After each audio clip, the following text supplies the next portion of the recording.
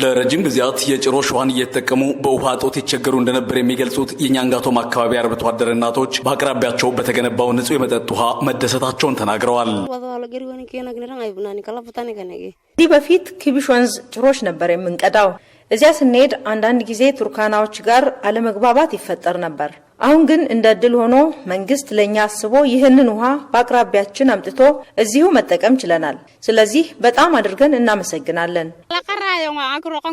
ከዚህ በፊት ውሃ ለማግኘት ክቢሽ ወንዝ ወርደን ጭሮሽ እንቆፍር ነበር። በዚያ ላይ ወንዙ ደግሞ ከመኖሪያ ቤታችን እስከ 5 ኪሎ ሜትር ርቀት ስለነበረው በፀሐይ በጣም እንቸገር ነበር። አሁን ግን ይህንን ንጹህ ውሃ በማግኘታችን በጣም ደስ ብሎናል። የኛንጋቶም ወረዳ ዋና አስተዳዳሪ አቶ ሎቱርሲ ካሬ እንደገለጹት ለአርብቶ አደሩ ማህበረሰብና ለእንስሳቶቻቸው ውሃ መሰረታዊ ጥያቄ መሆኑን አንስተው በቀጣይ በጀት በማፈላለግ በአቅራቢያ ያሉ ቀበሌያትን ተጠቃሚ ለማድረግ እንደሚሰራም አስረድተዋል። ጉድጓዱ እየተደረመሰ ብዙ ሰው ህይወት ያለፈ እየተቸገሩበት የነበሩበት የቅርብ ጊዜ ተወስታዎች ናቸው። ይህ ውሃ ካለው ፖቴንሻል አንጻር ለዚህኛው ቀበሌ ብቻ አይደለም ለክላስተሩ በሙሉ ይበቃል ተብሎ የሚታሰብ ፖቴንሻል ነው ያለው። ስለዚህ አሁን የሚታዩት ሪሰርቫየር ከወደዚህኛው እስከ ለበሬ ያሉ በሂደት አሁን አጀማመሩ ላይ መቆፈርና የኛውን ሪሰርቫየር የመስራቱ እቅድ ነው ያለው። ቀጣይ በጀት አፈላልጎ ወደ ሌሎች ቀበሌያት ኤክስፓንድ የማድረግ በሆነ መልክ የሚደርስበት ስራ የሚሰራበት ነው። የደቡብ ኢትዮጵያ ክልል ቆላማ አካባቢዎች ኑሮ ማሻሻያ ፕሮጀክት አስተባባሪ አቶ ሚሊዮን ተክሌ እንዳስረዱት በ40 ሚሊዮን ብር የተገነባው የውሃ ፕሮጀክት ከ6000 ቤተሰብ በላይ ተጠቃሚ ያደርጋል ብለዋል። ሙሉ ለሙሉ በሶላር የሚሰራ የፓምፕ ነው የተገጠመለት። እስከ 45 ኪሎዋት ጄኔሬት ማድረግ የሚችል ወይም ደግሞ ፓወር የሚጠቀም ፓምፕ ነው።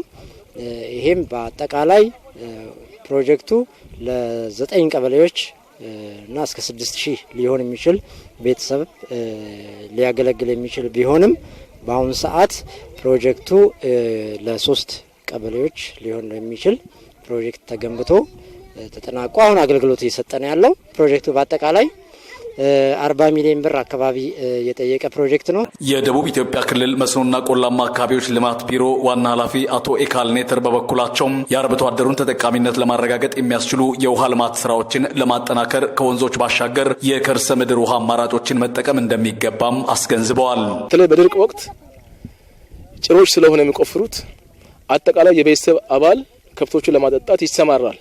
አሁን ግን ያ ተማሪ ከትምህርት ቤት ድሮፕ አውት እንዳይሆን ይሄ በጣም ያገዘ ነው ያለው። እናቶች በተለይ እርጉዝ እናቶች ረጅም ኪሎ ሜትር ሄደው ውሃ እንዳይቀዱ ያግዛቸዋልና ስለዚህ ምንድነው መደረግ ያለበት? የመጠጥ ውሃ ከጥቃቅን መስኖዎች ጋር ሲንክሮናይዝ የማድረግ ስራ መስራት ነው። ስለዚህ ትንሽ ካናል ሰርቶ ይዘጋ የጓሮ አትክልት እንዲያለሙ የተወሰነ ይዘጋ እንዲለማመዱ። ለወደፊት ግን ይሄ አካባቢ ወንዝ የለም ከርሰ ምድር ውሃ የመጠቀም ፕሮጀክቶች ለወደፊት መታሰብ አለባቸው። ውሃው በዘላቂነት አገልግሎት እንዲሰጥም ማህበረሰቡ በጥንቃቄ መያዝ እንዳለባቸውም አቶ ኤካል አሳስበዋል። ከገነባን በኋላ የሚረከበውም ታች ያለው አስተዳደርና ህዝቡ ነው። ስለዚህ በጥንቃቄ መያዝ አለበት።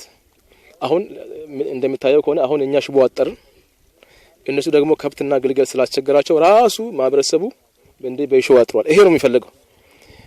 የባለቤትነት ስሜት እንዲፈጠር ነው። ራሱ ተረክቦ ራሱ እንዲያስተዳድረው ነው። ቁልፍ ይዘዋል። ጊዜው ሲደርስ መጥተው ይከፍታሉ። ልጆች ገብተው እንዳይበላሹ እንደዚህ ነው እየተጠቀሙ ያሉት። ስለዚህ የማጠር ስራ የመጠበቅ ለነሱ ነው ማስረከብ ያለብን።